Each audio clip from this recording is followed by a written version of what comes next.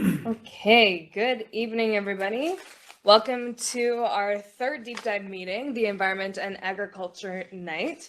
We've got a few of us online, probably a few more will trickle in. As usual, I'm Danielle DeVries, the planner for the Area E OCP project. You all know me. Tonight, for our presenters, we have Jamie Leatham from the Ministry of well, you are a new ministry now. She can tell us all about the new ministry name that I don't know. She'll present on ecosystems and biology in our area. Then James Pepper from the Penticton Indian Band is not able to attend tonight, but I'm sure we'll hear from him later in our process. We have Chris Garish, the planning manager, Jeremy Dresner, our senior energy specialist here at the RDOS, Justin Shuttleworth, our Parks and Facilities Coordinator, as well as Augusto Romero, our Recreation Manager here at the RDOS, and Shannon Duong, one of our planners with me here in the room. So as usual, we are tight on time trying to fit many presentations into a short period, so try to keep your questions concise and we'll try to get through as many as possible. I will be gathering them and making sure we get answers to everything afterward, and those will come out eventually on our regional connections page and emailed out to the group. I'd like to also begin with an acknowledgement that we're gathered here tonight on the unceded traditional territories of the Syilx people. And finally, you're welcome to turn your cameras on when you're speaking, but I know it's club key for some people's internet, so in general, try to keep them off, but I love to see your faces when you're talking to us. With that, I will turn it over to Jamie from one of the ministries to talk about biology and ecosystems. Go ahead. Danielle. Thanks. Yeah, as of April 1st, I'm now in the Ministry of Land, Water, and Resource Stewardship. After being in the Ministry of Forest Lands, Natural Resource Operations, and Rural Development, which I'm happy to no longer have to say. However, the acronym for LWRS looks a little bit like land wars, if you ask me. So they didn't think that through. And yeah, I've yet to see what that's going to look like.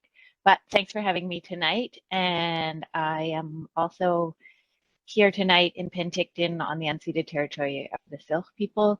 And I'm an ecosystems biology with the Ministry, oh yeah, I said that. Not with the Ministry of Forests and Lands anymore. I'm going to start my slideshow and share my screen somehow.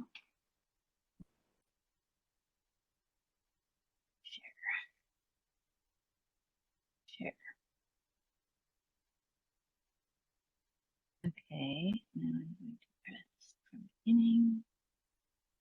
Okay, that should be good. You can now see that. Looks good.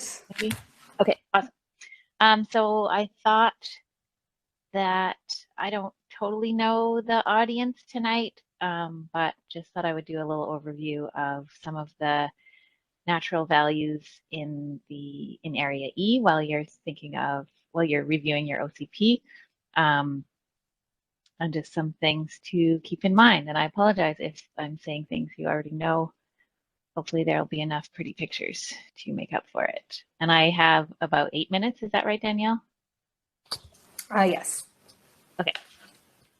So where I've done this before. Okay. So as you probably know, the South Okanagan is a really special place. The Okanagan in general, and especially in the south part of the Okanagan, which includes Area E, is actually recognized as a national biodiversity hotspot. So biodiversity, the word is short for biological diversity. It just means the number of different types of organisms, animals, and plants, and other things that occur in a given area. So another way of thinking of a high biodiversity area is an area with a really rich nature. So to be a biodiversity hotspot means that the Okanagan is a unique area with many more different types of plants and animal and organisms in one place than mostly any other place in Canada. So we're actually one of the 4 most biodiverse and endangered regions in all of Canada. So there's plants and animals found here that are found nowhere else in Canada. And especially when you go farther south toward Oliver and Assayas, there's some species that occur nowhere else in the world. There's some neat different kinds of insects that only live in the South Okanagan. So we truly do live in a very special place. And I know those of you that live in and around Naramata know how special that part of the Okanagan is. And it's certainly becoming world renowned for its beautiful nature and outdoor recreation opportunities. So just an example of some of the biodiversity I'm talking about. Here's some of the more charismatic species that call Area E home. Many you'll recognize, maybe all. Some of the rarer species are considered species at risk. So spadefoot, rattlesnake, painted turtle, Lewis's woodpecker, a bunch of these are species at risk actually, although they definitely show up. Species at risk are, it's a federal and provincial designation to say that the species is either endangered or at risk of becoming endangered. So going forward with community planning, one of the things that gets considered in an OCP is how best to coexist with this remarkable biodiversity that we have and how to leave space for it alongside growth and development. Some of the places in Area E and beyond in the Okanagan with the highest biodiversity and the most importance, the most significance for the health of nature are in and around water. So we know that what we call riparian areas and wetlands have some of the highest concentrations of biodiversity in general, and as well those species and ecosystems that are at risk. So considering them in planning is really key to maintaining biodiversity and just the health of nature in general. So I'll just, sometimes it doesn't like when I forward with my, okay. I'll just talk a little bit about riparian areas in case it's a new word for you. Riparian just is a fancy word meaning adjacent to water, or next to water, and refers to the land and plants adjacent to streams or wetlands or lakes or other water sources and water bodies. It's usually a blend of stream bed, water, trees, shrubs, and grasses. So you can see in this little diagram, it's labeled the riparian zone. And you can see it transitioning from smaller, lower growing forbs and grasses to shrubs and trees. So healthy riparian areas are really important in that, like I said, they support a lot of the biodiversity we have, especially in this semi-arid region. Areas of wetness are really important for the species that live here. And they also provide a lot of health to the stream and benefits to humans as well. So a healthy riparian area is one that has intact, established native vegetation, like in the drawing. It provides a lot of different assets to the stream and to humans, as I said. So things falling into the stream or the lake or the wetland from overhanging branches provide food for fish and other organisms living in the water. Trees that fall down into the water or branches that fall down provide cover for organisms that live in the water, and as well put nutrients into the water that they need. And so does, you know, insects falling from the trees or in the area is what fish end up eating, and leaf drop as well turns into organic matter that the organisms that live in water like to eat. Riparian vegetation provides shade that helps to keep water cool. We know that fish and other things don't do well when water temperatures rise beyond a certain level, and certainly with the heat dome we saw last year and the general trend of climate change increasing lake water temperatures, and stream water temperatures, the more we can retain and restore riparian vegetation, the better for the health of the stream and those that live in it. Roots from riparian vegetation stabilize shorelines and help against erosion and flooding. They make things like retaining walls less necessary because you've got this swath of really hardy vegetation that's holding everything in place and stopping erosion. They mitigate flooding because water running off from the uplands takes longer to get down to the stream. So say if there's a big rainfall, all those roots and all that vegetation, that runoff hits before it lands in the stream, slows down the swelling of the stream and so mitigates against flooding. Riparian vegetation also is important for cleaning water before it enters streams and waterways. Some of the plants uptake things like fertilizer and other pollutants that are in the water before the water discharges into the stream. And they actually sequester those things and remove them from the water systems.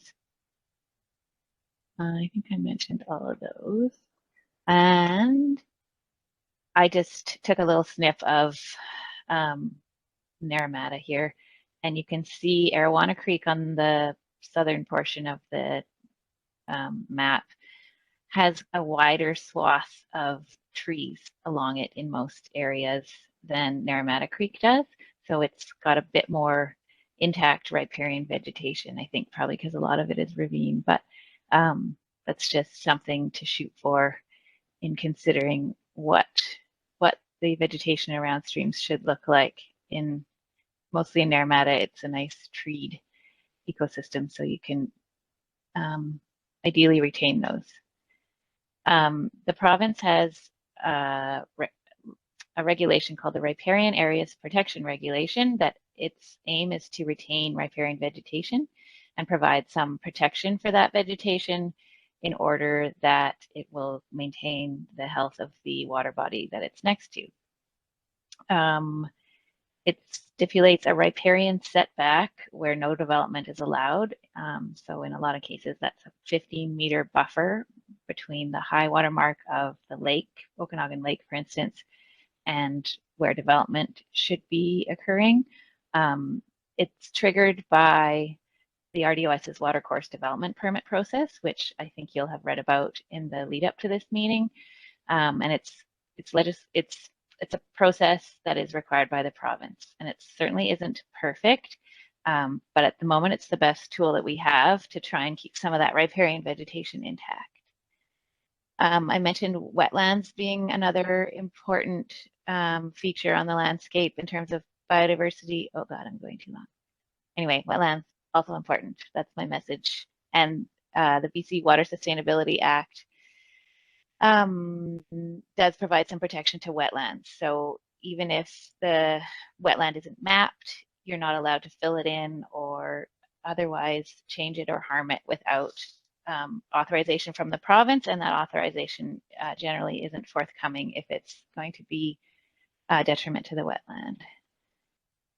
I'm going to just speed through this. A couple of reasons to plan for nature are listed here.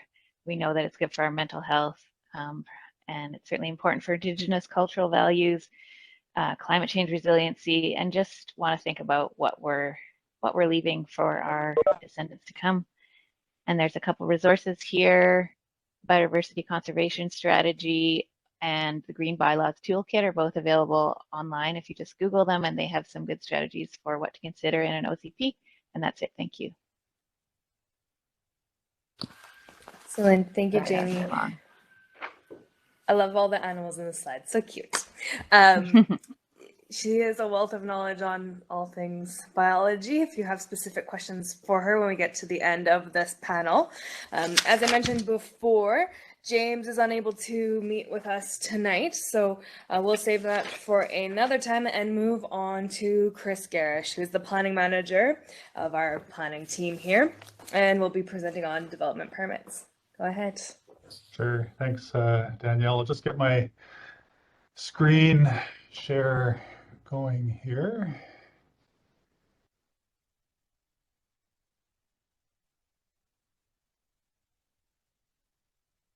Okay, are you guys able to see my presentation screen?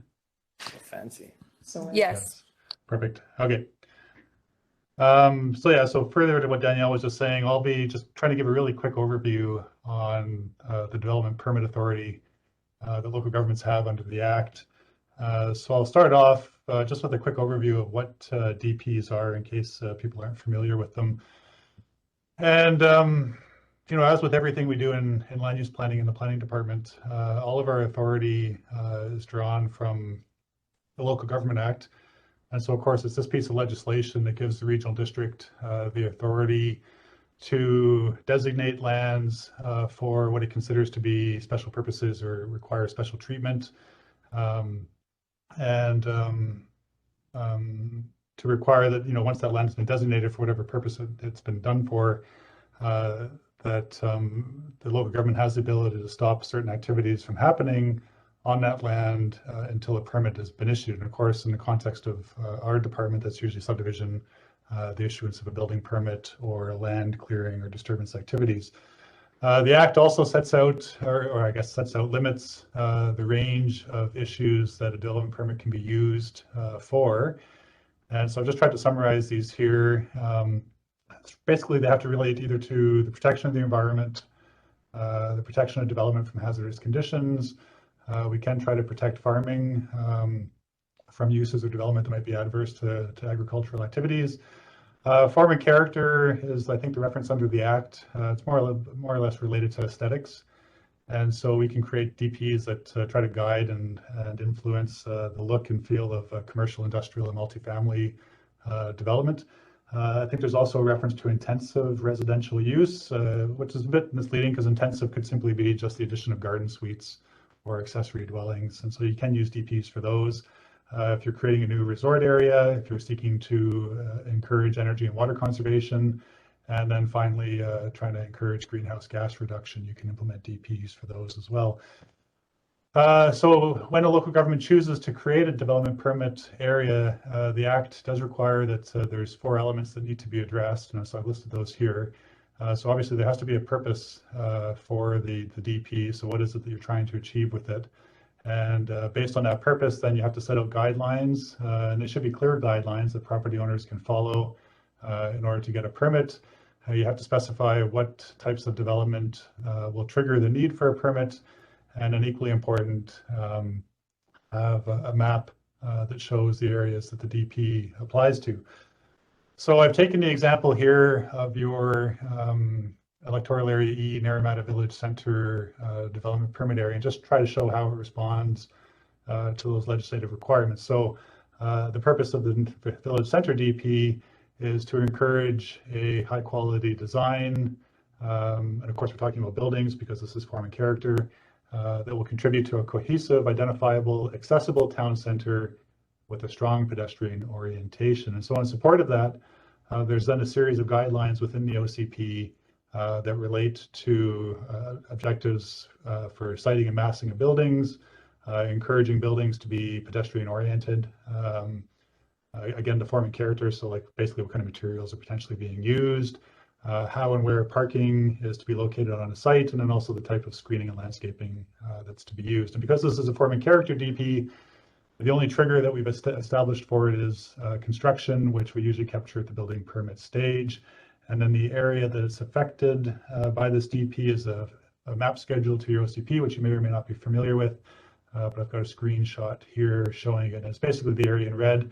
So it captures the commercial development along Robinson, the old BC True Fruit Packing House site, and I believe the Heritage Inn is also captured as well. So that's basically how they work. The other point I wanted to make too is that the Act does allow for the Regional District Board to delegate the issuance of a development permit. And of course, in our situation, the RDOS Board has delegated approval. They've given it to the CAO or the CAO's delegate. So as a result of that, development permits are all handled by staff. They never go to the board, or I should say never, but very rarely do they go to the board for board approval. And also, there's no public consultation required prior to the issuance of a DP. And in that respect, they are very similar to a building permit.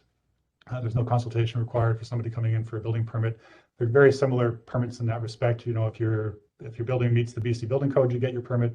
If your development complies with our form and character or whatever other guidelines we have for the DP area, you get your DP.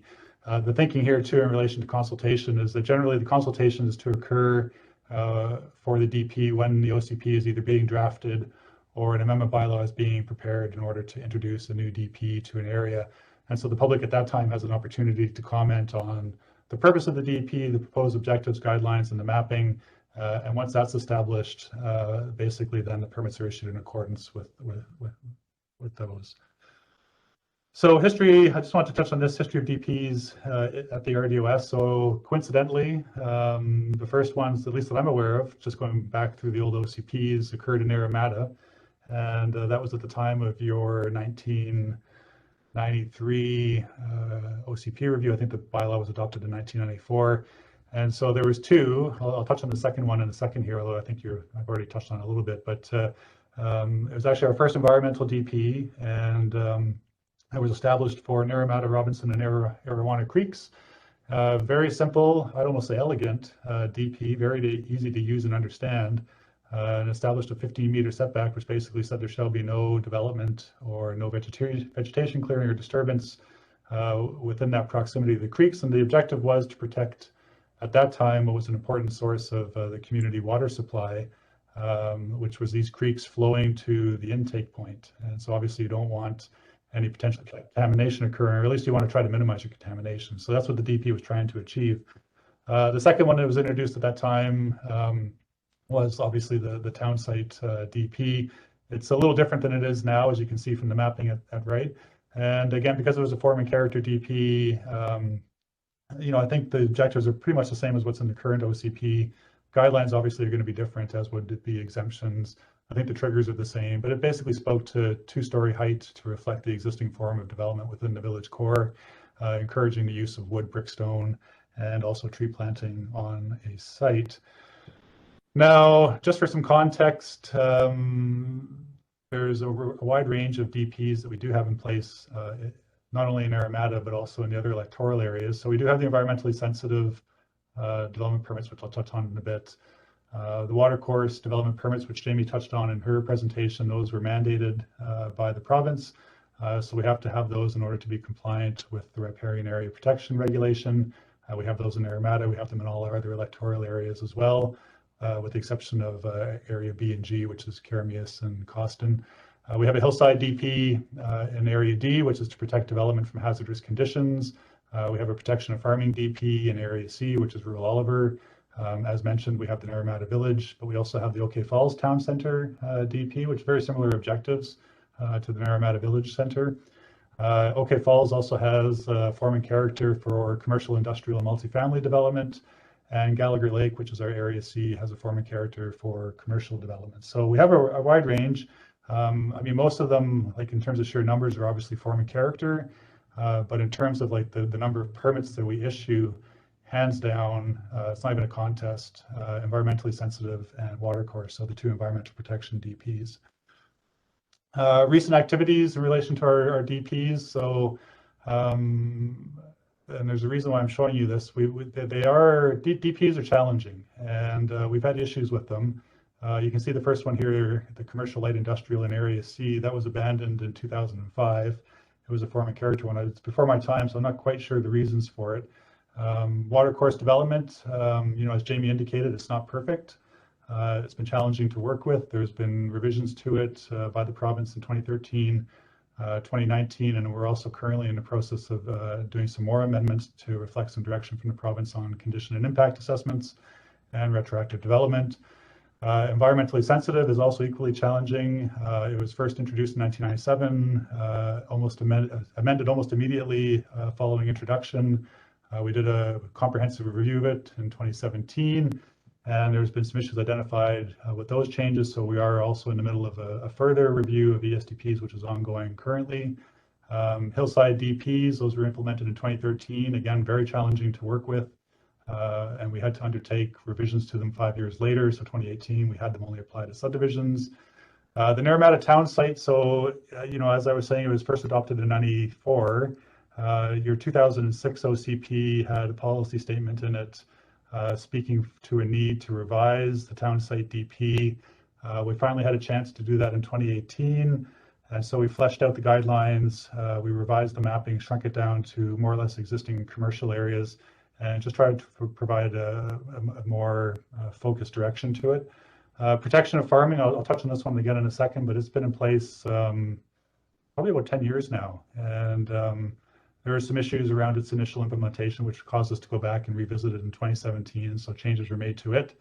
And in 2021, the board considered the introduction of a DP for wildfire hazard protection, but staff recommended not to pursue that tool, just again, because development permits are very difficult and potentially challenging to work with.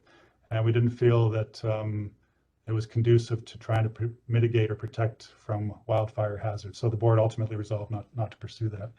And so I'm going to touch on some of the limitations. I know I just talked about the challenges with them, and I'm not sure how I'm doing for time here, but I'll try to speed up. So there are a number of challenges with DPs. They're not like zoning regulations, they're guidelines, so more akin to suggestions. So applying those guidelines can be challenging at times. Also, a DP can't be used to prohibit a use or density allowed by zoning. The only exceptions to those are the hazard land DPs, and as I've said, we only have the one, which is the hillside DP. So I've got the picture at right here, which is an example I've used in relation to our ESDP updates. And I know I'm probably short for time, but the message or the point I was trying to convey with this image is that what you see here is a property that's almost entirely environmentally sensitive, but the zoning is medium density, so that allows for apartment buildings and townhouses. Irregardless of what sensitivity might be on that parcel, it can't be used to try to limit the density allowed by zoning. So if the zoning allows for 100 units, that property owner can put 100 units on that property, irrespective of however sensitive it may be. The best we can hope for with the DP is to try to guide them away from potentially the most sensitive parts of the property, and maybe get some offsetting mitigation or restoration. And that equally applies if you want to put it in a different context. If in your town center area or village core, a proposal came in and the zoning allowed for 100 units, but maybe there was a feel within the community that the look and feel of the building didn't match what was existing. Well, unfortunately, we can't use a form and character DP to try to shrink the density allowed by zoning. The property owner is allowed to develop in accordance with the zoning. All we can do is hope to make sure that the look and feel of the property kind of fits in with what the character of the area is.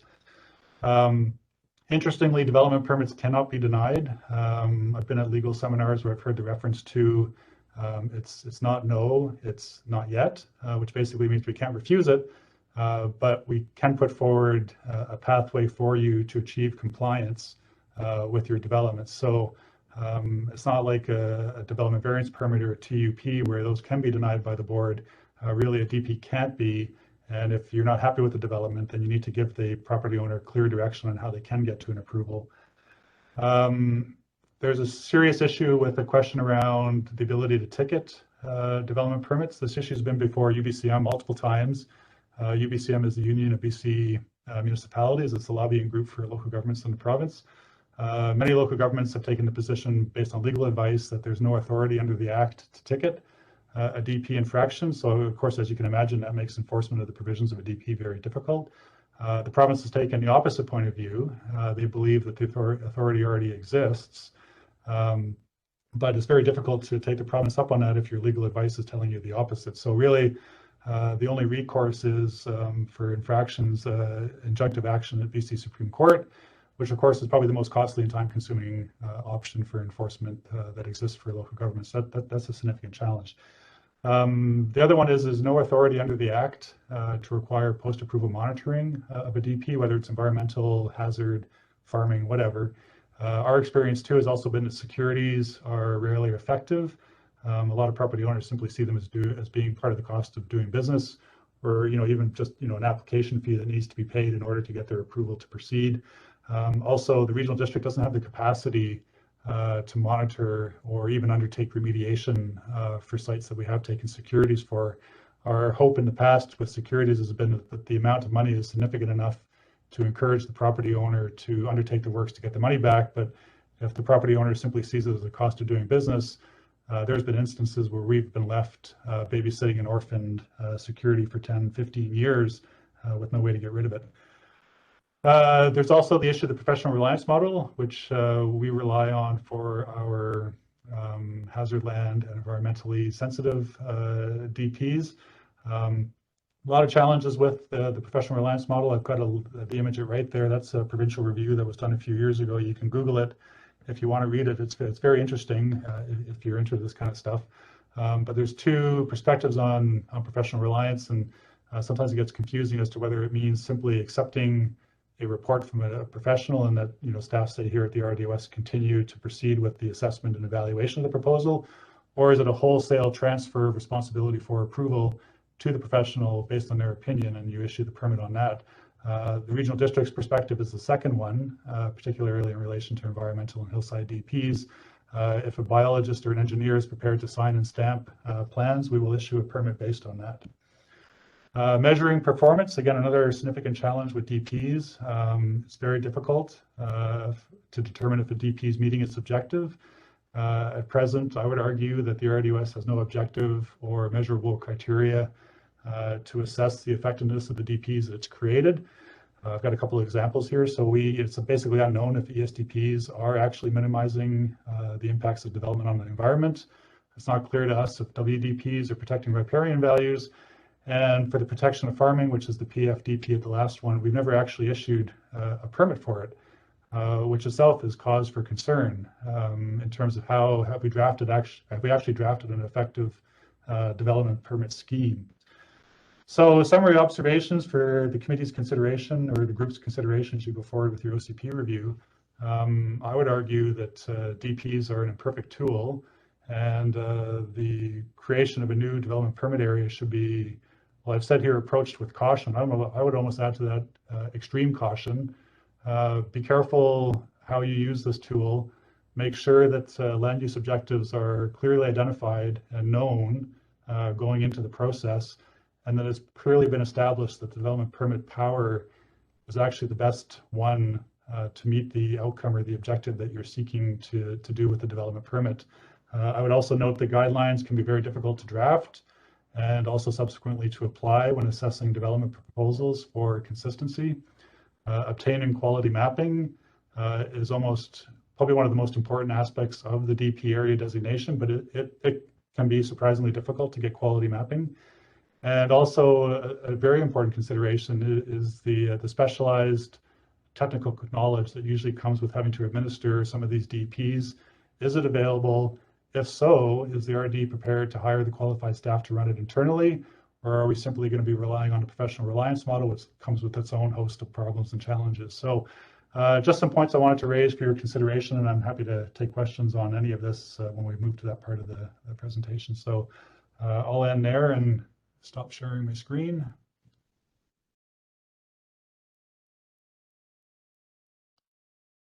Thanks, Chris.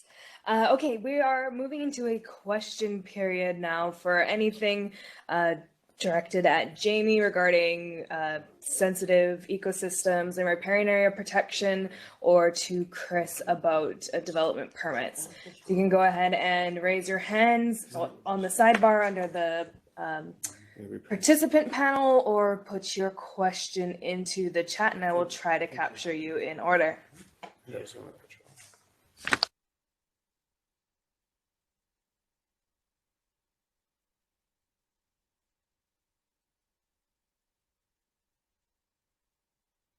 Not on mute.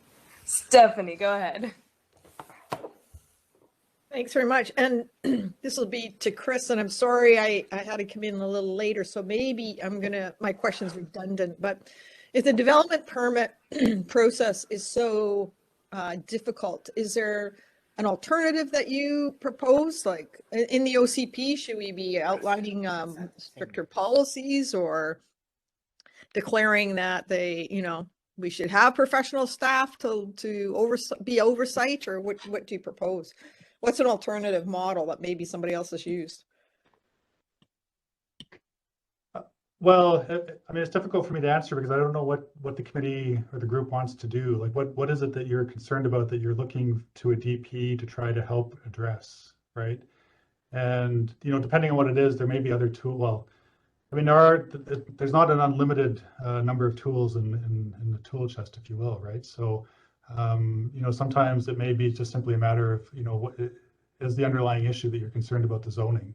Is the zoning allowing a density that you may feel is inappropriate? Is allowing a built form to occur in an area where maybe you don't want, and not that this exists anywhere in Naramata, but just for argument's sake, you've got a neighborhood that's characterized by 2-story structures, but your zoning is allowing for potentially 4 to 5-story structures, and maybe you're looking at a DP for form of character as a way to address that. I would say, well, that's probably not going to address your concerns. The DP is going to let you down. And that if that's the issue, then you need to potentially look at the building envelope that's being permitted through zoning, right? And look at well, is that height allowance appropriate? Is that parcel coverage allowance appropriate? Is the setbacks appropriate, right? So, I mean, without knowing specifically where the group may be going in terms of trying to address issues and giving you advice on whether a DP is appropriate or not, I probably can't say more than that. Mm-hmm.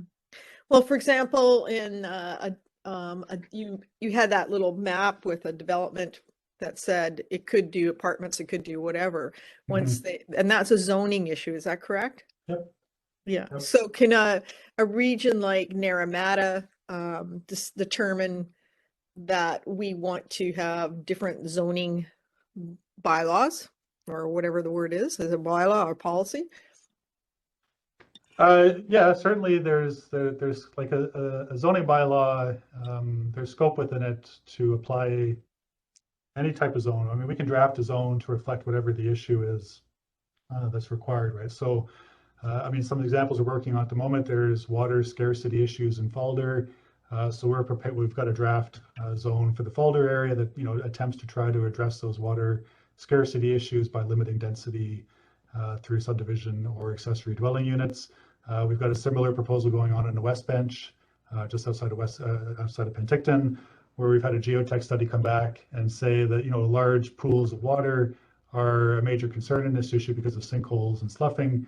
And so we're saying, okay, well, fine, we can create a zone for the West Bench that basically prohibits swimming pools, right? So, you know, depending again what the particular issue is to the community and how you want to address it, you know, it may be that a development permit might actually work quite well. Although I will say it's probably more likely that the DP isn't the proper tool and that there's maybe something else that we can look at. Yeah, I would tend to agree with your latter statement about the DP not being the right tool. I was pretty involved in that study a couple of years ago about the review of the reliance on professionalism, you know, professionals to do their homework.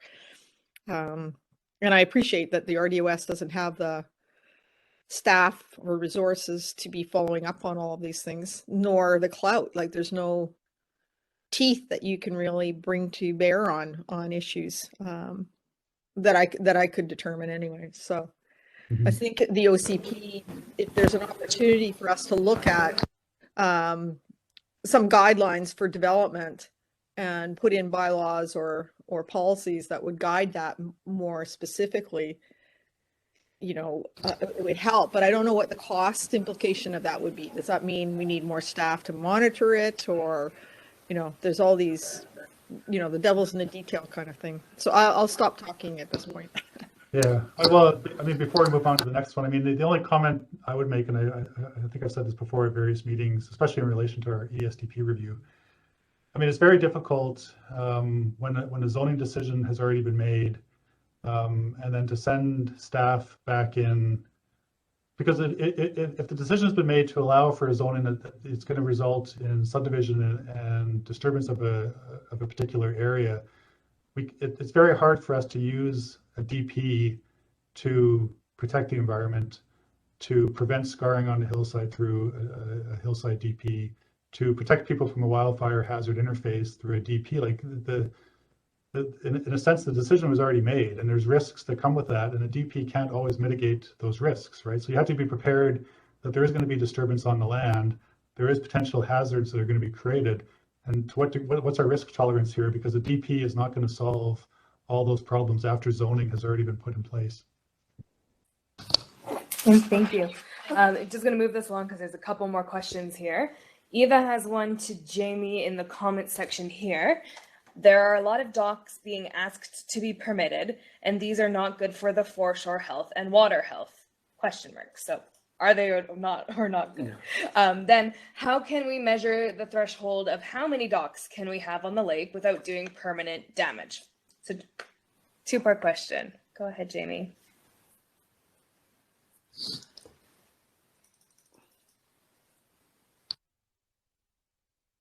Sorry, it's allowed under the Water Sustainability Act, which is provincial. Before a dock goes in, they have to show that there's not, some of the things we look for are areas where kokanee spawn, like near shore spawning of kokanee, as well as Rocky Mountain ridged mussel, which is a endangered mussel in the area, or I think maybe it's just considered threatened at this point. But if there's going to be no disturbance of those two things, then generally it's yes, go ahead and have a dock. So I agree with you that I think that there are far too many, but there's nothing stopping people from applying to the province for that permission. And the province hasn't done any kind of sort of looking at the cumulative effects of saying yes to every dock application.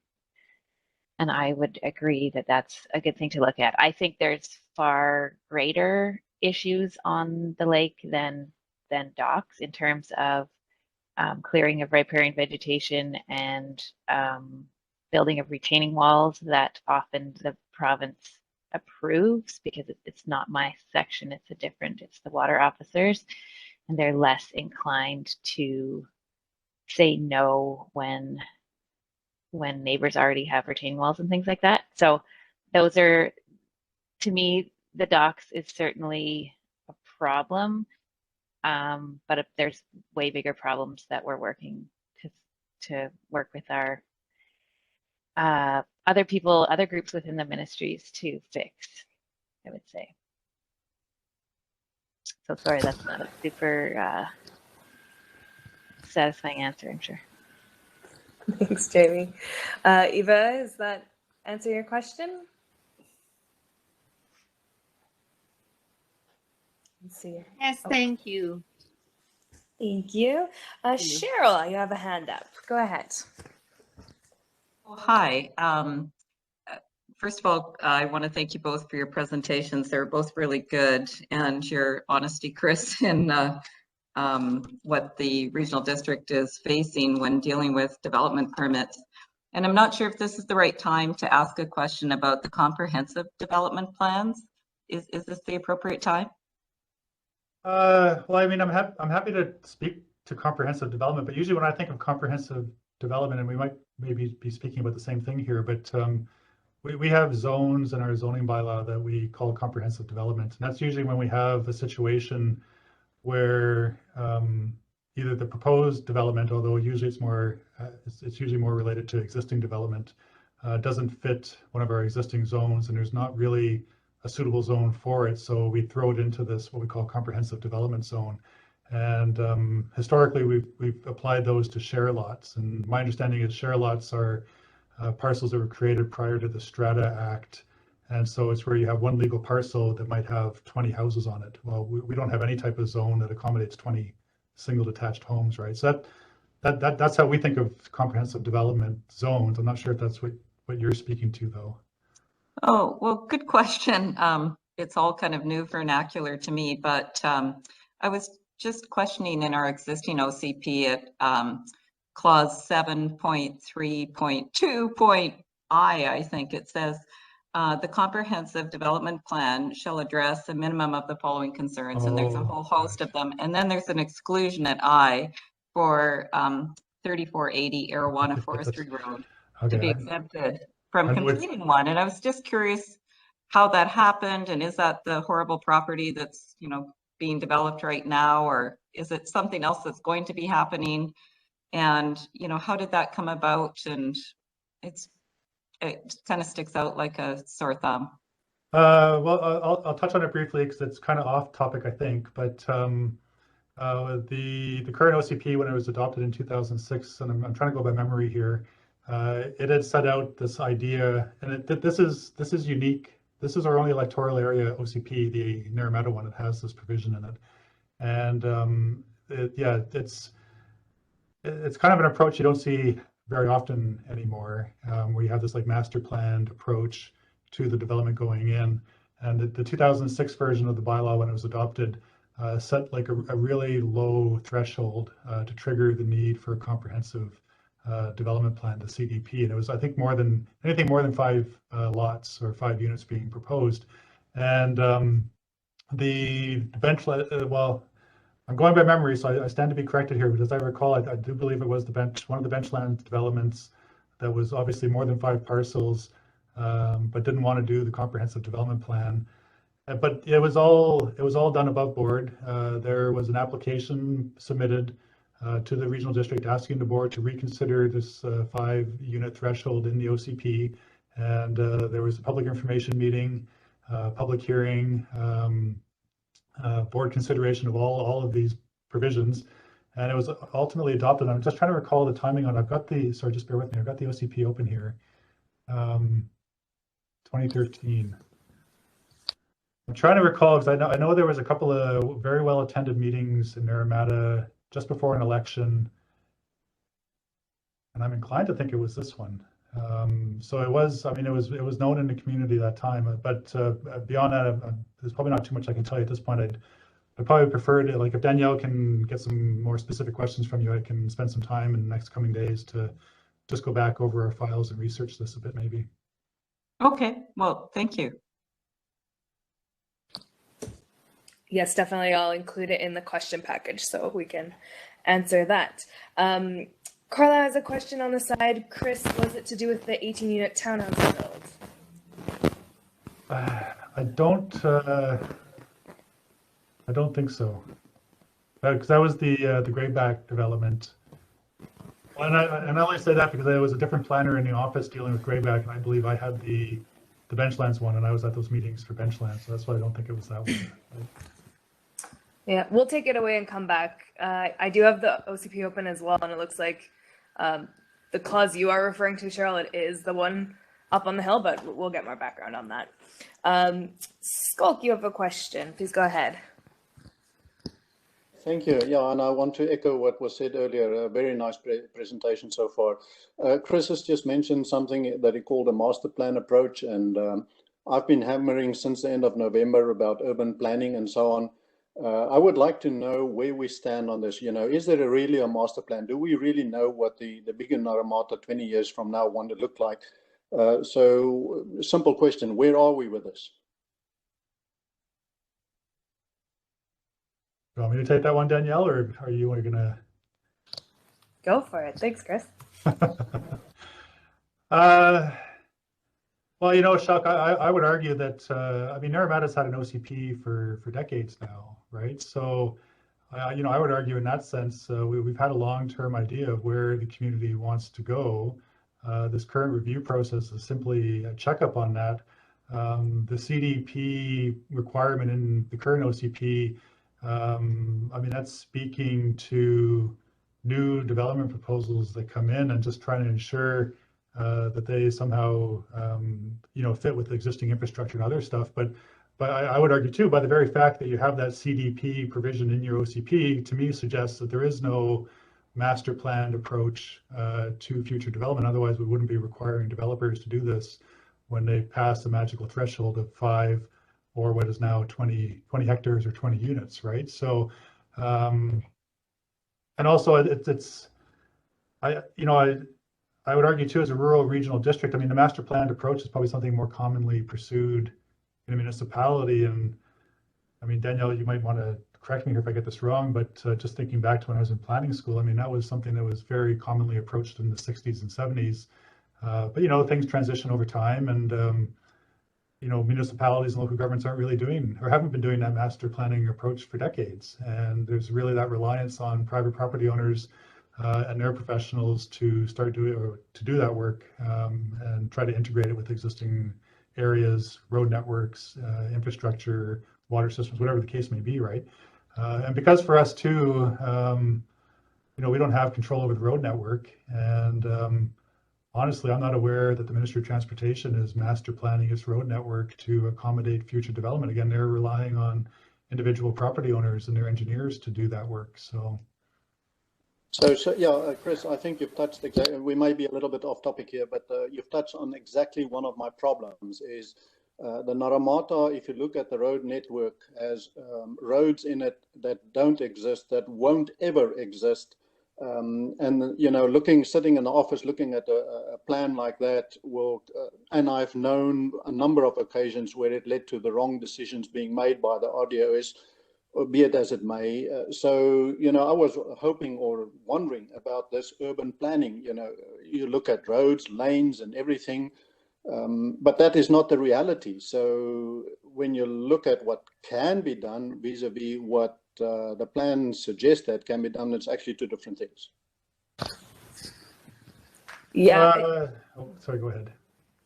I was just going to say, I agree with Chris. We don't really see many master plans anymore. And I would argue that this OCP review process is our chance to recommend some of that where we don't have authority, like the roads master plan that no longer exists.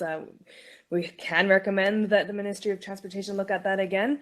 But it's not in our authority, so we can high level look at it now. Chris, do you have something to add? Well, I mean, all I was going to add too is I would ask everybody to remember that this is a rural regional district, right? And so, we don't have control over the road network, but those things we do have control over. I mean, if I want to talk about master planning, Naramata is a designated growth area, rural growth area under the RGS. It's a rural growth area that doesn't have full servicing. So how can we ever fulfill whatever the growth boundary for Naramata is going to be if there's no water and sewer, right? So in terms of master planning, I mean, to me, it's like, well, what's the actual plan here? And I know there's a separate ongoing project looking at the provision of a potential waste water system for Naramata, but in the absence of that, I mean, really, what can we do in terms of future planning other than recognizing that this is a rural area and that there are limited services and that we don't have control of the road network and there is no road master planning going on. So these are just some of the realities we have to deal with.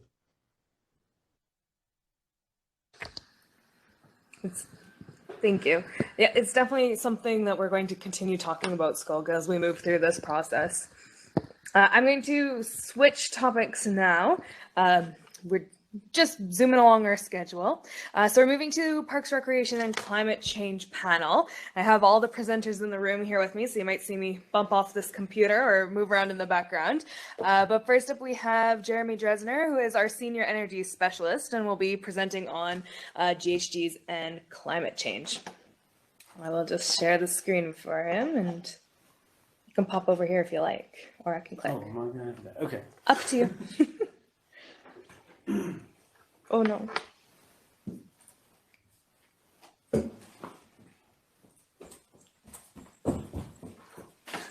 Perfect. Sorry. What happened there? This is the bad part. There you go. Okay. Oh. Thank you for, sorry Daniel, thank you for bearing with us everyone. Thank you for coming out this evening and taking part in this important process. Jeremy Dresner. This is not my, I did that presentation? Yeah, I've been in this newly created role of Senior Energy Specialist for just over a year, and I've been working on energy matters at the RDOS, and I'm going to be talking through some of that today, and hopefully about how some of that relates to Naramata. So my areas of work are electric vehicles, renewable natural gas, community energy, corporate energy, streetlights, and step code. And the aims of the OCP were that we will work toward, this is the existing one, we will work towards the targets of reducing GHG emissions by 30% below 2007 levels by 2030. We'll work towards the construction of energy efficient buildings, the improvements to the energy efficiency of existing buildings, the increased use of alternative energies, energy efficient developments, improvements to alternative transportation amenities, the use of fuel efficient vehicles, and the reduction and diversion of waste from landfills. So we're going to go through and see how we're doing on all those files in the last year. On the existing and new buildings, I've approached the regional district's entire portfolio of buildings and found the best opportunities for energy efficiency savings were actually in the wastewater treatment plant in OK Falls and Oliver Recreation Centre. So done some large custom projects there, but I've also completed some commercial energy assessments in Naramata. So the Naramata water treatment plant, the fire hall and the Juniper booster station, as well as 16 other buildings around the region. So they now have reports which highlight energy efficiency measures that can be implemented over the next 10 years or so. And we've also, in addition, completed some new HVAC on the Naramata Library and the OAP hangout next door, which has now got all electric HVAC, has got new heat pumps in there. So that was something we did. And the Naramata Fire Hall is a project that our Community Services Department is working on currently. It's currently going through design, and I'm working closely with the design team on what the sustainability aspects are going to be for that building. So yeah, we're also working towards a general guide towards sustainability for fire buildings in the region. We're working with partners in neighbouring regional districts on that, but that will influence this Naramata Fire Hall design as well, which is a really exciting project. On the alternative energy and efficient developments file, there has been some questions to me from the community already about solar for community buildings, and I hate to be that guy, but I have news coming soon that I simply cannot share at the moment. But there is some exciting developments coming on that. But yeah, it's something that I'm not able to announce yet. But trust me on this one. Solar for community buildings is definitely on its way. The mid-construction blower door test. So what that is if any of you are building new properties or anyone in your community is building a new property, we have this incentive that you'll be handed this card when you apply for your permit. And basically this card allows you to get a blower door test in the mid-construction phase. So we don't currently have step code requirements. We will be falling in line with the province when step code 3 comes in at the end of the year. But at the moment, if you're building, we encourage you to work with an energy advisor, get that building tested with a blower door test to work out how airtight it is. And we're happy to pay for that up to the value of $400 at the moment. That comes with the incentive. So we've set that up this year, and make sure you pick up one of these from the front desk. If you're already in the middle of your construction project, come into the front desk here at REOS in Penticton and pick one of these up, or get in contact with me. In addition, we've managed to secure, working with Summerland and Penticton, a heat pump group purchase rebate. So if you are thinking of putting in a new heat pump, or you have recently put in a new heat pump but have yet to apply for the incentive, there is additional funding for you because we're going in as a group. So that's something Clean BC are providing. So that information is currently up there and how to do that, but it's basically just a code that you use when you apply for your rebate, and that's available now. So I would encourage you to do that. Moving on, we are piloting a new piece of software for community energy saving called Properate. What does it do? It is software where you plug in your address, answer a few simple questions, and it will give you a rating of your building in terms of its energy efficiency, and provide upgrade suggestions within 5 minutes, linking you to incentives. So this is brand new. It's a pilot for 2022. It's currently in its beta phase. It's launching properly at some point in May, but it is available. You can try it out now, properate.io. And this is a special pilot for the regional district, which we're running. What we are attempting to do with that is identify areas in the region where there's a bunch of inefficient homes together, often in the same subdivision, often with the same age, same kind of issues. Similar age properties have the same problems quite often, and group together neighborhoods where there's shared efficiency opportunities. So I'm looking for pilot regions. If you and other members of your community are doing similar projects, maybe you all want to do solar, maybe you all want to do insulation, maybe you all want to do heat pumps or something, and has got similar interests, get in touch with me, and we'll see what we can do as a pilot for identifying and assisting neighborhoods where there's opportunities to improve the efficiency. Moving on to electric vehicles, I'm sure you've all seen this, but it hasn't really been introduced yet. So this is the 3 stages of construction of the 2 new electric vehicle chargers in Wharf Park. They are in and operating, and we were really happy to do that, but you have to wait for spring to put down the asphalt and complete that. So that's going to be happening in the coming months. Yeah, that's something we were really happy to deliver last year. Something that we're doing with our own vehicles is a full fleet assessment that is going on across the next 6 months with identifying fuel savings, cost savings, and predictable vehicle pricing and GHG reductions, and basically identifying how the whole fleet operates, where there are opportunities in the future for electrifying and reducing our corporate GHGs through that. And we are also, in addition, looking at additional opportunities for community electric vehicle charging. I know this is a very hot topic at the moment, given the prices at the pump and everyone's desire to do more to reduce their emissions. And finally, reduction and diversion of waste from landfills. As you may be aware, we're currently doing a review of options around anaerobic digestion and composting up at Campbell Mountain landfill. And there's a few options we're considering. Unfortunately, I can't share too much with you at this time, but there's definitely energy implications there. And whatever option we go with, it will definitely be reducing the amount of waste that's going to landfill. So we are working on all of these areas of the OCP, but yeah, as you know, the OCP process renews every 5 to 10 years, and climate change is happening very rapidly, and circumstances are changing. So it might be something you want to revisit in the new OCP and look at in a new way. That's very much up to you. That's pretty much the end of my presentation, but I'll hand over to the rest of community services department. Thank you, Jeremy. We'll just switch over the slides here, and then we'll have Justin and Augusto presenting on Parks and Recreation. Bear with me one moment. Do you want to? What's that? There you go. Okay. Take it away, Augusto.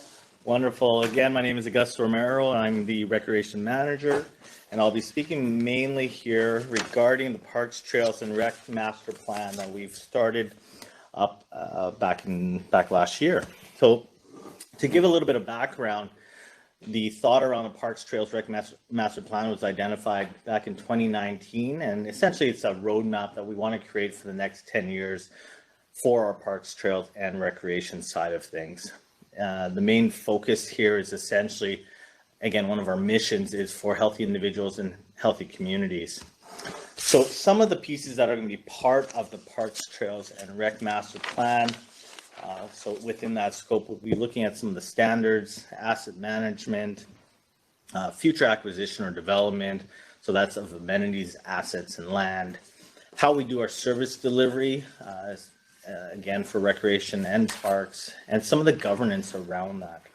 So we'll be outlining some of our regional goals, principles, some of the processes within this. We may even get into some of the performance measures. Ideally, we'd be looking at prioritizing some of this through the plan. And then down the road here, I think we really want this Parks, Trails, Rec Master Plan to be kind of our North Star, or provide us a game plan of how to get there over the next 10 years. So we contracted out a consulting company by the name of RC Strategies, and we've developed essentially a phased approach to completing a Parks, Trails, Rec Master Plan that was initiated in March of last year. Some engagement really came forward in really April, so that's when the public really started to see what was happening. And in front of you here, you'll see the phased approach, but it's worth noting that this really wasn't a linear process, or it's not a linear process. The consultant group, RC Strategy, started to gather some of the background information in part of phase one, but they continued essentially right into our engagement portion. They were analyzing some of that data and information they were collecting, but they were also analyzing after, obviously, all the engagements. So I'll talk a little bit more on the type of engagements we had with the public and with our key stakeholders in the next slide here. But essentially, there was a number of engagements that did go out, and there'll be more engagements that will happen after kind of phase 4 here, the draft master plan piece. So from a community engagement area, and again, this started off last year, roughly about April of 2021. And obviously in-person engagement was a little more challenging at that time, but we did have a fair bit of online surveys that went out, sounding boards within the community, online mapping comments, some virtual workshops, and then again, hitting up some of our key stakeholders and community organizations with surveys, but also some online virtual meetings that were occurring. And I think we were north of about 2,000 or somewhere around 2,500 touches within all of these methods of approaches. So essentially where we are today is, from a project update perspective, is we've done the completed majority of that public engagement. We're in essence developing our current draft master plan, and then we'll come back out to the public key stakeholders as well as our board prior to finalizing and putting together a final master plan in place. And so that's essentially where we are today. We're hoping that this draft master plan and, again, further engagement will be at this stage probably the next couple months. And then from there, hopefully develop a master plan that will essentially be our guiding document, our North Star, or our game plan for the next 10 years. And with that, I'm going to pass it over to Justin just to speak to some of the parks pieces here as well. Thank you. So just one quick slide for me, and I thought it would be valuable just to give a high-level detail of the park assets and the different types of park assets that can be found in Area E. I'm going to apologize right off the bat. I made a numerical typo. So the acre or hectares of parks is only 134, which is still a significant amount of park space when you compare it to other areas. We have some different park types. I've grouped them. There's no specific method. That's not technically how usually how we would do it, but I thought it was helpful just to show the difference or nuances between the parks. We have those 3 great waterfront parks, Manitou and Wharf, which have been in the community for a long time, and now the newly acquired Center Beach Park. 1 sports amenity park, so that's Spirit Park. Again, fairly recent acquisition within the community, where we can find some new sports courts, multi-use courts, and a playground over the last few years. 2 natural area parks,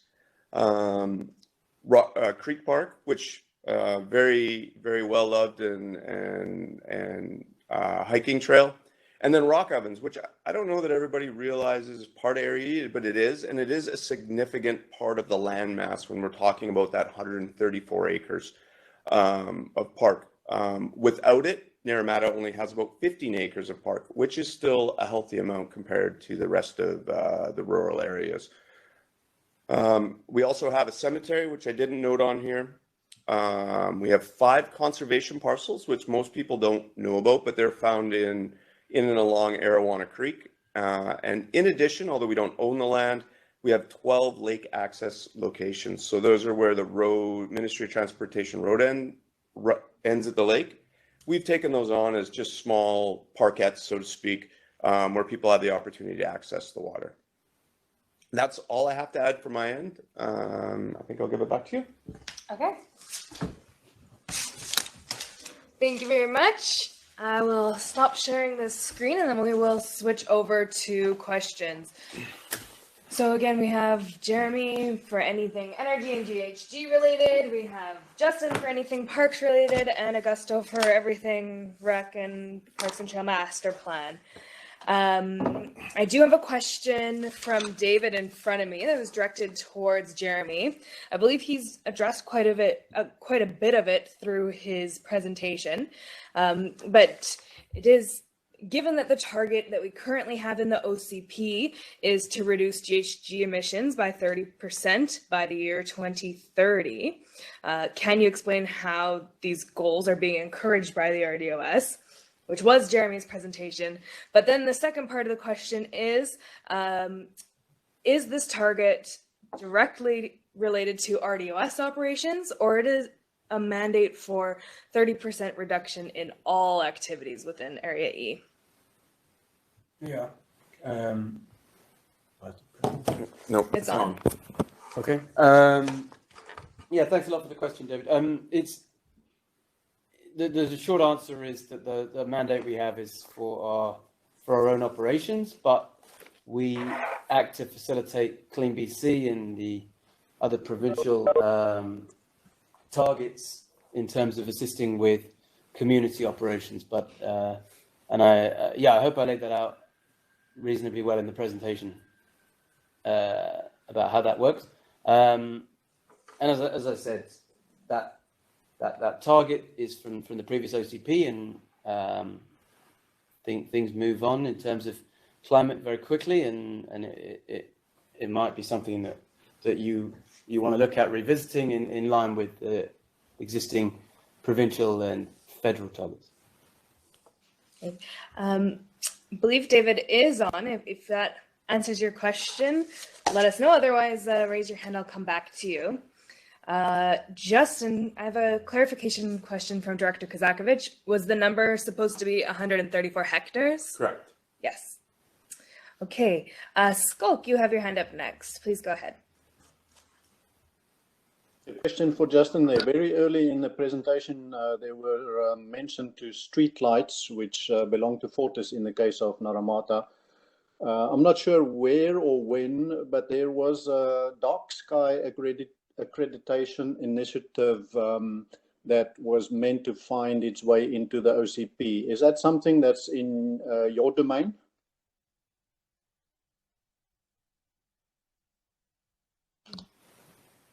Sorry, Skulk, are you referring to some... I'm not sure I understand the question. So street lighting, something related to this street lighting to get into the OCP? There is a dark sky initiative. Oh yes, dark sky. Sorry, I misunderstood you.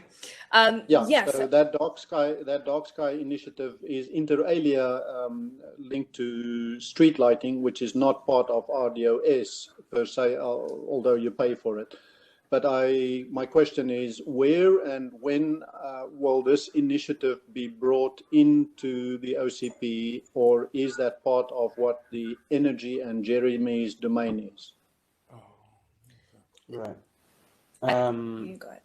Well, I can speak to the streetlights, where we are committing to replace them with efficient lights where they're being replaced and where they are required. In terms of anything beyond that for dark sky, I'm sorry, I'm not sure myself. I can take that one. So I invited Fortis to our meeting on servicing. I don't think they're going to come, but we may have Stephen back, who is the one who liaises with Fortis regarding the street lighting area in Naramata. So this will come back again at our April 26th meeting.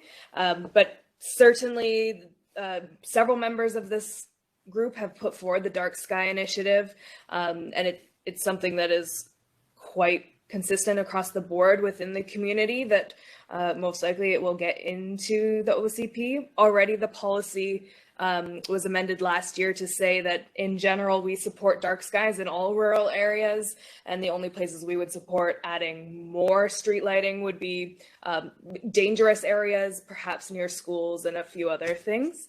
And then finally, they, I believe, are working with Fortis, which is something Stephen, or I see Chris is still here, he might be able to answer, to replace all the fixtures, both with more energy efficient lighting, so LED, but also with replacing those Cobra heads with fixtures that would point downwards and be a focused, smaller light area rather than the full sky. Chris, if you're here and listening, did you want to add anything to that? No, I think I've heard the same thing that you have, Danielle. I mean, that was my understanding of the light replacement, but I haven't been involved directly in it, so maybe that's a question best left for Stephen. Great. Does that answer the question, Skulk? Yeah, as long as it's being dealt with, and that, you know, when Jeremy said the replacement will be done, well, the design of that replacement is part of the dark sky specification. So yes, if it then goes to the relevant person, Stephen Mack, that's fine. Thanks. Great. And I'll bring that up again when we get to the April 26th meeting. Stephanie, your hand is up. Please go ahead. Thanks. Just a couple of points. Thanks for bringing that up, Skulk. This Chitta Slow has the group that's promoted that dark sky. And I believe there are street lights that work on solar, but also come on like a sensor light. So they're not on all the time. So those are some things I think we should be looking at and trying to integrate into the OCP.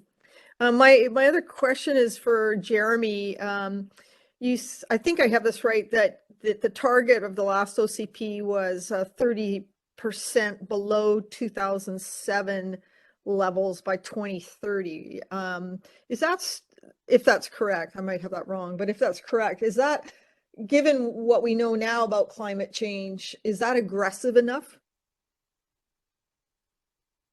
Yeah, that's the target in the plan.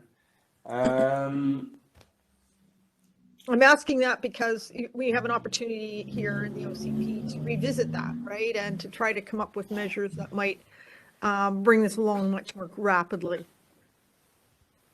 Yeah, I'm not going to give a personal opinion about that. That's the board's matter. I mean, the IPCC report would agree with you that's not aggressive enough. The federal government would agree with you, and the province would agree with you. But it's up to the people of Naramata to decide how aggressive they want their target, and it's up to the board, the RDOS, to decide if they want to adopt aggressive targets for the region. Yeah, I guess I'm raising it because if the province and the federal government is setting targets that are higher than that, and I believe they are, then perhaps as a group, that's something we should be recommending in the OCP. Having said that, I also I want to congratulate the RDOS on the initiatives you have taken. You kind of answered some of the questions I was going to bring forward, which was, is there group rates for solar, and what about prop rates? So I didn't realize those were going on. So thanks very much for bringing that forward. Thanks, Stephanie. Question in the comments here from Jim to Jeremy. In the diagram of your areas of work, you listed RNG. What are your responsibilities and what actions are intended? Yeah, thanks, Jim. Can you recap what is RNG? Yeah, RNG is renewable natural gas. So that's gas created either from methane that's emitted by existing landfills, or from taking organic materials, food waste and green waste, and processing it into useful natural gas that can be used for household heating, cooking, etc. So my intentions there are to review the opportunities for renewable natural gas in the region, both in two ways. One, our ability to generate it, and whether that's something that's economic, whether that's something that reduces our carbon footprint in a way that provides value for money, and whether that in a way that provides a reasonable alternative to other ways of dealing with that kind of waste, other than putting it in landfill, which we are clearly trying to manage and reduce. And the other way is looking at that from a point of view of corporate energy purchasing, and seeing if that gas, which is considered a zero carbon gas by the provincial emission factors, is good value for money as a way of reducing our corporate carbon footprint. So I'm looking at that in two ways. In particular, the first way relates to the Campbell Mountain landfill. And the second way is in a way that reviewing our corporate emissions and seeing what cost-effective actions we can take to reduce those. Does that answer your question, Jim?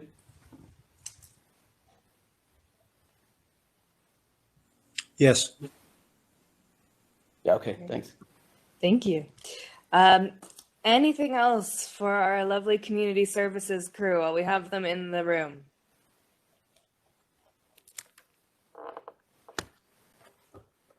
Stephanie, go ahead.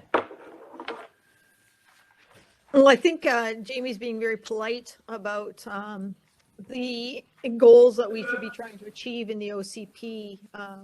You know, I appreciate your position, but I think it would be great if we entertained further discussion on this as a group. And Danielle, will we be doing that on April 26th or at a subsequent CAG?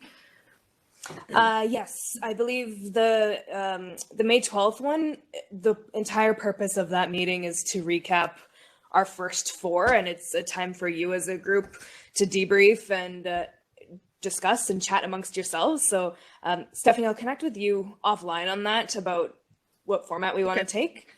Okay, that sounds great. Yeah. Okay. Thank you. Thank you. Okay, seeing nothing else. You guys, wow, you're letting them off the hook. Okay. I'm going to let the community services crew exit the room, and we will move on to our final panel tonight, which is a panel of one with Shannon, and I am here for moral support on agriculture. So I will let her share the screen and take over the computer here. And I believe we've all met her before, which is great.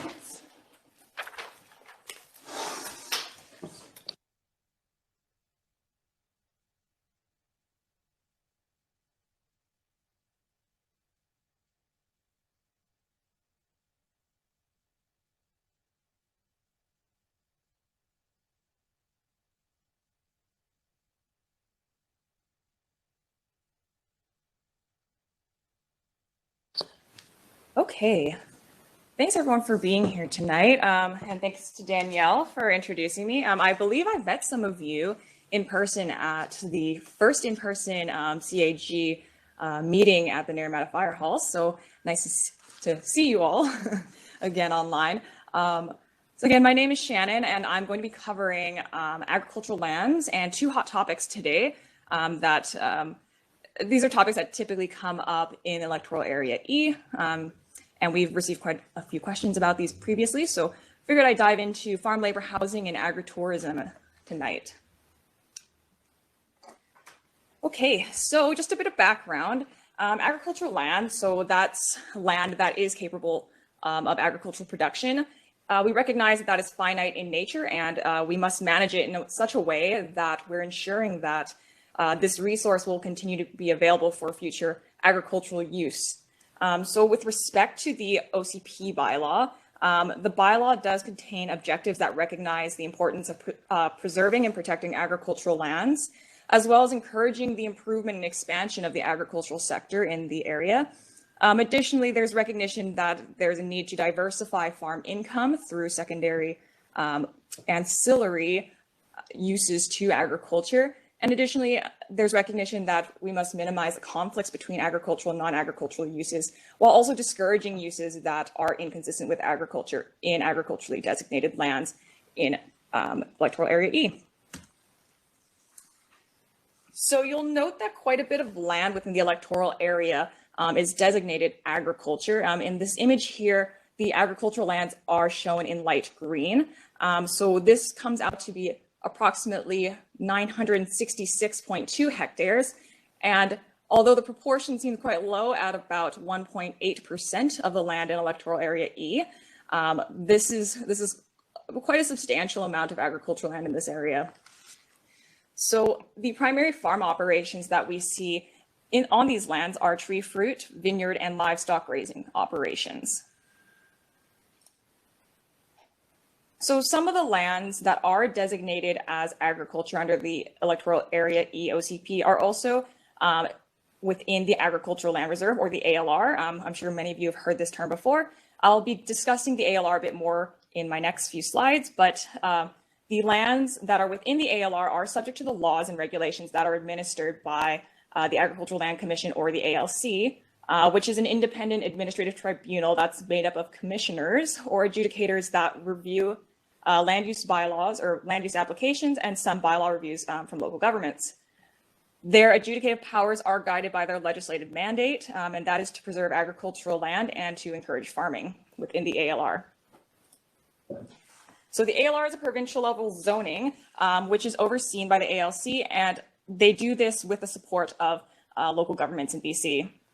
The ALR use regulation that's administered by the ALC does outline the uses that are permitted within the ALR. And as that regulation is permissive in nature, anything that's not explicitly permitted under that regulation would require ALC approval, be it through an application or through some formal notification or notice process, depending on the type of use. So over half of the lands that we have in Electoral Area E that are designated agriculture within the OCP are also within the ALR. So it's shown here in pink, and that comes out to be about 488.5 hectares of land in the electoral area that's in the ALR. And I think it's really important to note that the ALR is not fully encompassing of all of the agricultural land that is productive within the province. And that's really where local governments do play a very important role in maintaining non-ALR agricultural lands that are within their jurisdiction. So just a bit of information about the interplay that we see between the provincial and local government level regulations. So as I mentioned, any properties within the ALR are subject to the ALC's regulations. However, they're also subject to any applicable local government bylaws as well. And I'll be speaking a lot today about the zoning provisions and how they interact with the ALC's regulations. But in general, what we see is that the ALC sets out the minimum requirement for uses on agricultural land. However, local governments have the ability to be more restrictive than the ALC, and in some cases can prohibit certain uses within the ALR. So some of the uses that local government zoning can regulate, but are not able to prohibit, that includes farm uses, so agricultural production typically, and some permitted non-farm uses that are outlined in the ALR use regulation. And some of these examples of those permitted non-farm uses are hosting special events and certain recreation sites that are established under the Forest and Range Protection Practices Act. And then some of the uses that local government zoning can regulate and or prohibit, that includes some permitted non-farm uses such as pet breeding and boarding uses, as well as home occupation uses. And local government zoning can also regulate and or prohibit residential uses. So this is the one that we tend to get a lot. We're typically looking at the number and the ability to have an additional residence or accessory dwellings or secondary suites on lands in our jurisdiction. Some other local governments may also regulate the size, the total floor area of their principal residences and additional residences as well. And another use that I'll be mentioning more later is that we can both prohibit or regulate agritourism accommodation as well. So considering the overall interplay between the ALC's regulation and the RDOS's zoning regulations, I'll be walking through the two hot topics today in this presentation by first laying out the relevant OCP policies that currently exist, and then move into the ALC's regulations and then discuss a bit more about how the RDOS kind of builds on to those regulations as well. So as I mentioned, the first hot topic is farm labor housing.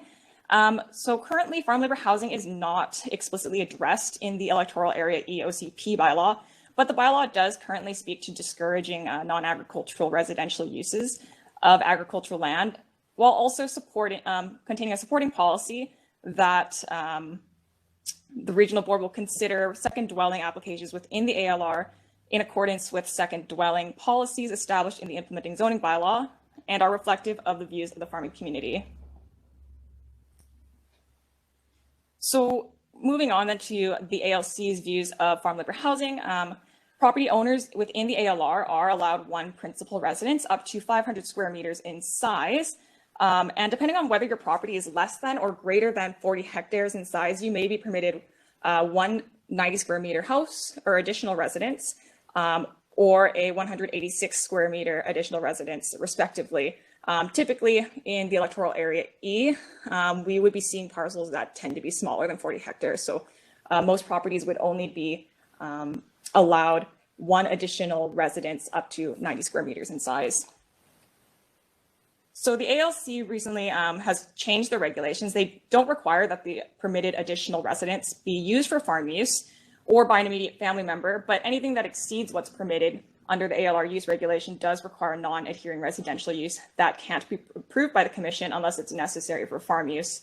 So that does have some added protections with respect to non-farm related residential uses on ALR lands.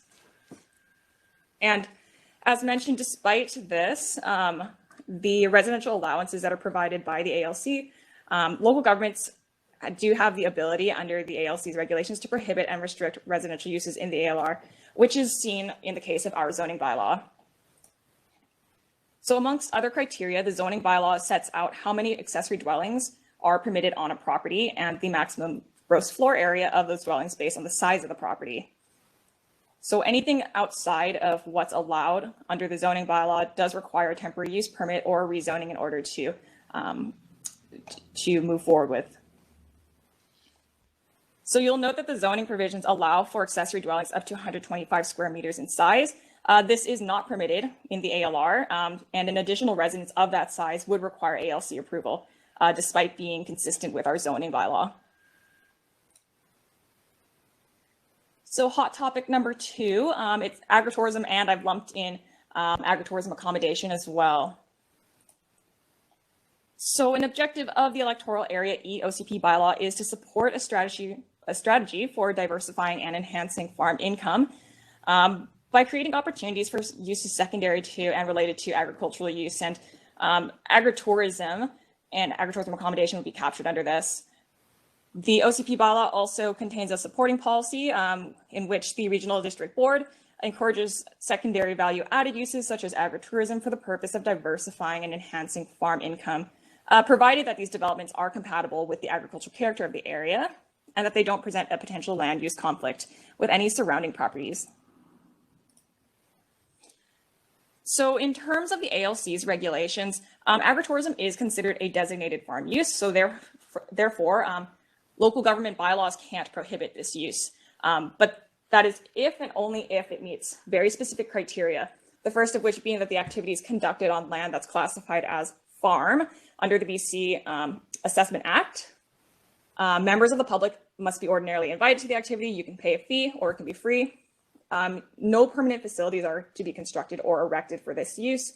You're not meant to have any permanent parking, like paved parking areas either, so that's captured under that. And the activity has to fall within a very specified list of agritourism activities that are defined within the ALC's regulations. So some examples include having tours of the farm, doing tractor rides on the farmland, and then there's corn mazes as another example. And with respect to agritourism accommodation in the ALR, this differs a little bit in that it's considered a permitted non-farm use. And this can be prohibited by local government if it meets certain criteria. So agritourism accommodation must be used in relation to an agritourism activity. So in other words, you can't just rent out agritourism accommodation sleeping units without having any connection to an ongoing or active agritourism activity. Just to be clear, the accommodation must also be, again, located on land that's classified as farm.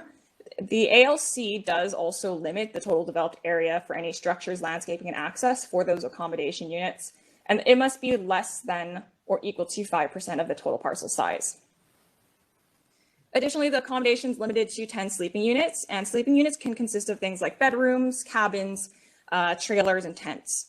And the accommodation must be seasonal or short-term in nature. So how do we address agritourism and agritourism accommodation from the RDOS's perspective? We're a bit broader in the way that we view our definition. So agritourism is simply a tourist activity, service, or facility that's accessory to land that's classified as farm under the Assessment Act. And for agritourism accommodation, it's really accommodation that's for rent to the traveling public on an operating farm that is accessory to and related to the principal farm use of the parcel. So in addition to being associated with agritourism use of the subject property, our zoning bylaw does lay out a few more criteria that's required in order for agritourism accommodation uses to take place. Similar to the ALC's regulations, all or part of the parcel must be classified as farm. Any use of a agritourism accommodation sleeping unit must be short-term in nature, so that's a maximum of 30 days. Additionally, there are maximum numbers of sleeping units that are stipulated based on parcel size, with 10 being the max. All sleeping units must be contained under one roof, so that's just one building. Sleeping units are not to exceed 30 square meters in size, and there's not supposed to be any cooking facilities within these sleeping units. And lastly, there must be one parking spot that's allocated per sleeping unit as part of the accommodation buildings.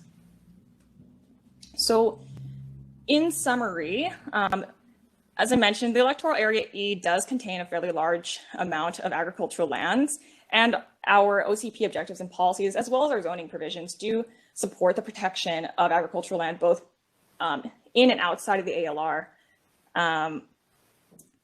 Really, because of the amount of agricultural designated lands outside of the ALR in this electoral area, the regional district does play a major role in protecting these lands, given the lack of additional baseline restrictions or protections that are provided under the ALC's regulations. And with that, I am happy to take any questions. Thank you, everyone. Thanks, Shannon. I'll stop sharing the screen so we can see what's happening. So as usual, raise your hands, please, if you have any questions for Shannon, or put your questions in the bottom corner. I will try to catch you in order.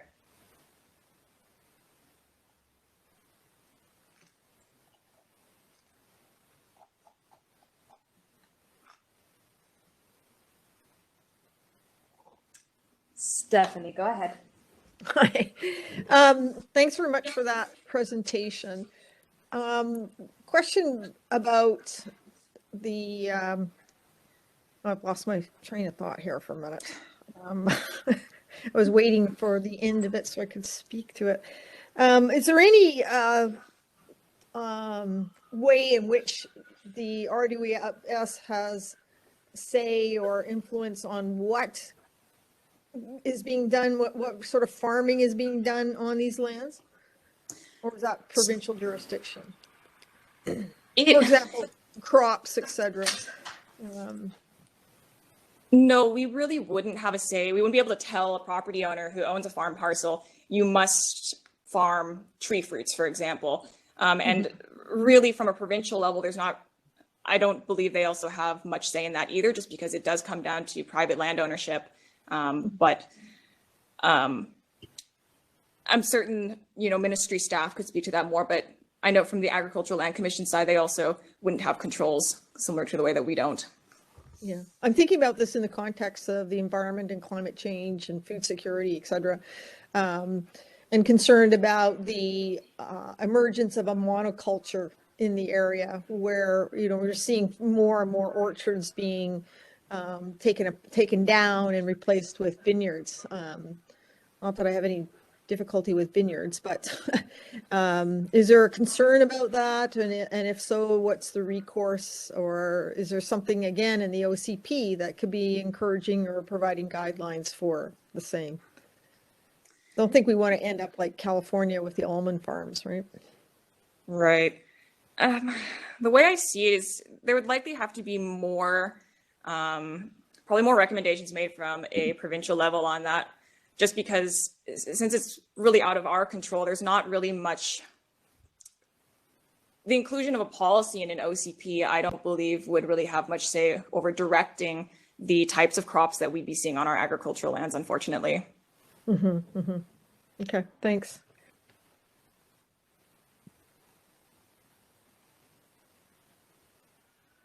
Skulk, go ahead. I think I was going to miss this opportunity. Listen, I have still trouble with the whole concept of the agritourism accommodation, the mismatch with the ALC's view of that. And then also within our current zoning, so sleeping units it needs an accommodation. It needs to be in a building. It's ancillary to or secondary to the farming. So presumably it must be either in a secondary suite or an accessory dwelling. I don't know where else you can put it. And when you look at the size restrictions, either 90 or 125, depends whether you're ALR or not. I don't know where you're going to fit 10 sleeping units in that. So I see a mismatch here with the intention and the implementation in the zoning as it stands. I think we need a more, hopefully later on a one-on-one other than through long distance discussion here. And I agree there could be some more clarification there. Now, with respect to accessory dwellings in particular, accessory dwellings, at least from the ALC's perspective, from what I understand, you could have agritourism accommodation units within an accessory dwelling. And as you mentioned, like the main constraint there would be the limited size that you would have. So would you be able to really have 10 sleeping units in even a 125 square meter accessory dwelling? Probably not.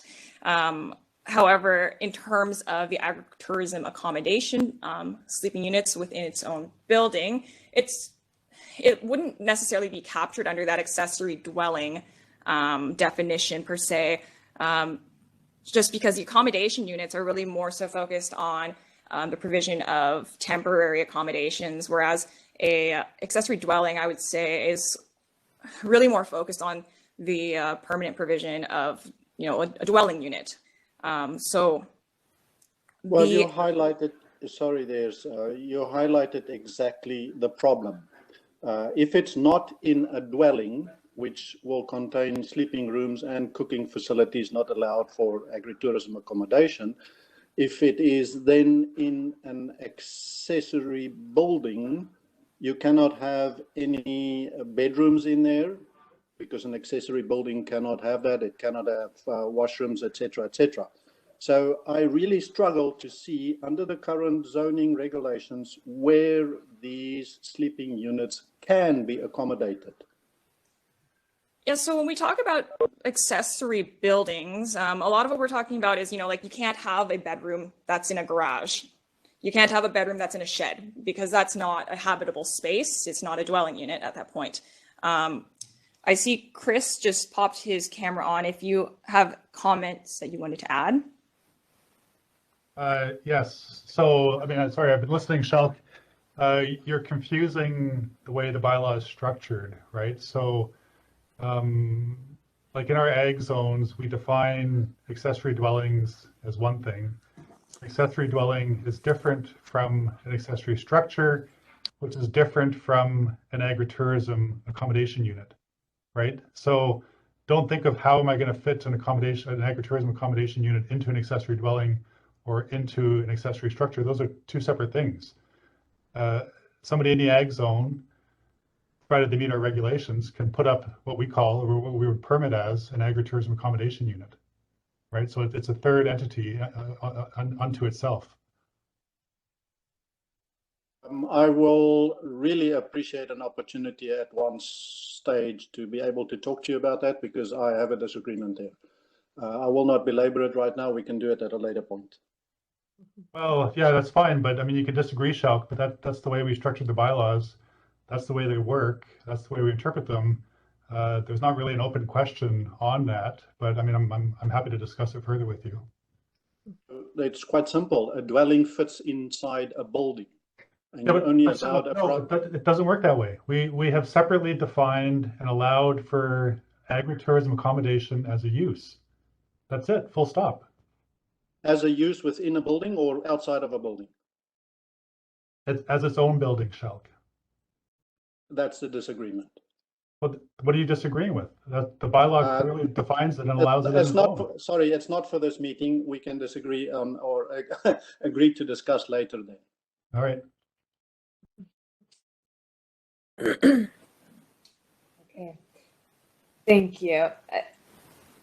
I think perhaps part of that point is a fair point, being that in the point to save agricultural land, having a third building type perhaps seems excessive, but it is a third building type in addition to principal dwelling and accessory dwelling. I'll include that in the Q&A sheet as well. Stephanie, I see your hand is up again. Go ahead. Hey, I'm just curious, like the bylaws that we're referring to at the moment, I would guess one of the objectives is to provide housing for agricultural workers, right? So currently, it's not very explicitly mentioned that farm worker housing, it's not explicitly addressed in the OCP bylaws. One thing I will point out is we are currently working on a temporary use permit and specifically focused on farm labor accommodation OCP review. It's currently going to be going to first and second reading to the board tomorrow, but it's part of that project would be to establish a standardized OCP supporting policy across the different electoral area OCP bylaws, so electoral area E included. That would be quite a bit more pointed towards the board supporting additional dwelling units, specifically in the cases where they are supporting agricultural use of the property. So it would make it a lot less vague than it is currently. And is there something, a role for the OCP review to play in that? You know, that we support this, or that, you know, encourage the revision or addition to the bylaw? Or is that So being done now? It's being done now, so it would carry forward into the new draft OCP bylaw. Okay. So we'll see a copy of that or something at some point? Yeah, it's currently all online. Okay. If you'd like, we can definitely forward you the link to the project itself, so you can get a bit more information. You can review that on your own time as well. That'd be great. Thanks. Yeah, Thank you. I'll include it in the summary email tomorrow. Oh, thank you, Chris. There it is. It's in the chat. I'll include it tomorrow as well. Chris has a hand up. Yeah, sorry, just before you move on from the topic, and I think this is only briefly touched on, but I just wanted to make the point, because we structured our bylaws purposely this way, and I'm speaking about the zoning bylaw when it comes to farm labor housing. I think there's a general rule in land use planning that you can't try to zone the user, you can only zone the use. And so basically what that's getting at in the context of farm labor housing is that if you're prepared to allow for accessory dwellings in your ag zone, you can't try to limit who those can be used by, right? And so our bylaws are structured that way. So we allow for accessory dwellings in the ag zones, and we don't try to say that these can only be for farm labor, or that these can only be for family members, or that these can only be for renters, because you can't pick and choose your users. If you're prepared to allow for the accessory dwelling, then you have to be prepared to allow for whatever range of people might be living within it. So I just wanted to put that out there.